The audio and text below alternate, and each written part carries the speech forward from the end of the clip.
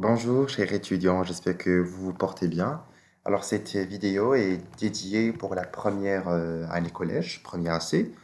Donc, on a déjà commencé l'explication du premier chapitre.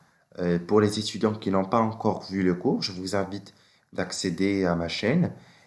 Dans la playlist de première AC, vous allez avoir votre cours avec l'explication, bien évidemment. Donc, on va commencer aux exercices. D'ailleurs, n'oubliez pas de vous abonner à ma chaîne pour recevoir les notifications des... Parce qu'après, on va travailler des exercices avec leurs corrigés et des contrôles, bien évidemment. Je vous mets aussi mon compte Instagram dans la boîte de description. Donc, abonnez-vous et envoyez-moi vos questions si vous n'avez pas compris quelque chose. Donc, on va commencer. Donc, le premier exercice, qu'est-ce qu'on voit? On a un document euh, voilà, qui schématise un milieu naturel. Donc déjà, on a vu c'est quoi un milieu naturel et les catégories des milieux naturels. Donc, il y a des milieux naturels qui sont aquatiques et des milieux naturels qui sont terrestres. Et il faut retenir que dans chaque milieu naturel, je vais trouver toujours, je dis toujours, une composante vivante et une composante non vivante.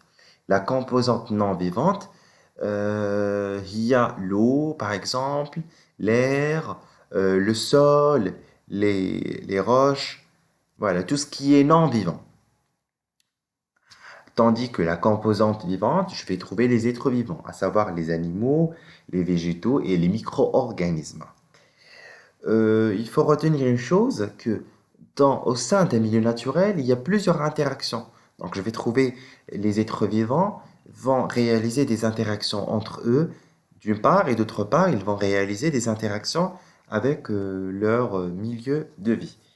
Donc déjà, le document schématise le lac, qui est un milieu naturel.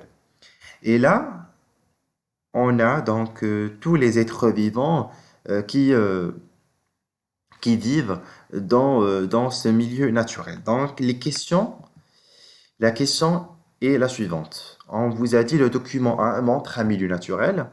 Classez les images des animaux et des végétaux ci-dessus dans le tableau suivant, selon leur milieu de vie, en précisant les composantes de ce milieu.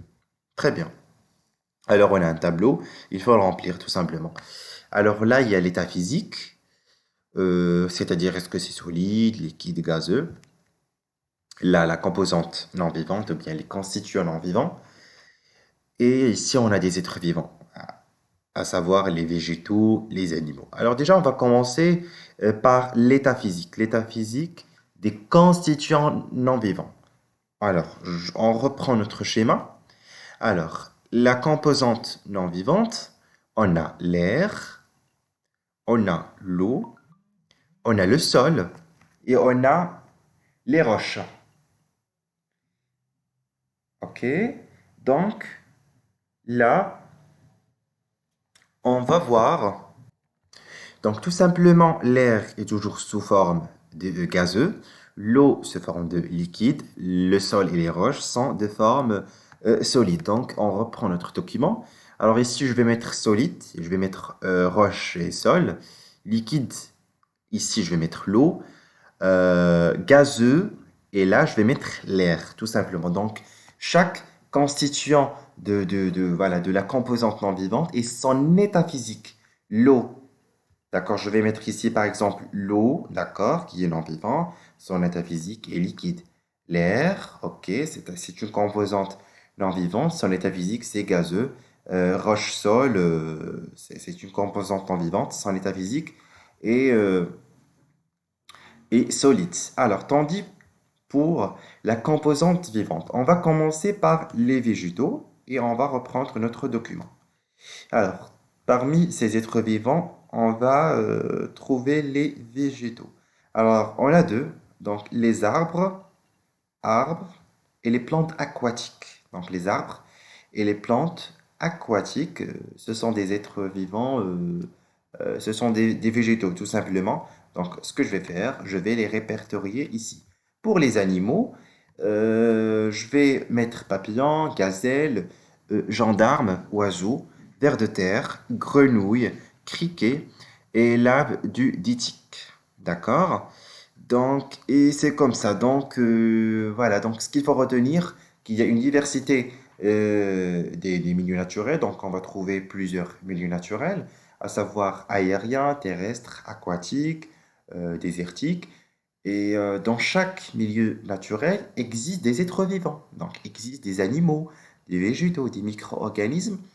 Et le plus important que vous devriez retenir, qu'il y a une diversité de ces êtres vivants. Par exemple, les êtres vivants que je vais trouver dans le lac, je ne vais pas les trouver dans un milieu désertique. On est d'accord. Les êtres vivants que je vais trouver dans l'océan, ce sont pas les êtres vivants que je vais les trouver dans un étang ou bien dans une rivière. Donc, il faut retenir ça. Donc, voilà, donc c'était un exercice pour voilà, vous aider à mieux exploiter vos acquis du cours, tout simplement. Donc, je vais vous retrouver dans une autre vidéo avec d'autres exercices. N'oubliez pas de vous abonner sur ma chaîne pour recevoir les notifications des cours de la première AC et, euh, et des exercices et contrôles, bien évidemment. Et bon courage.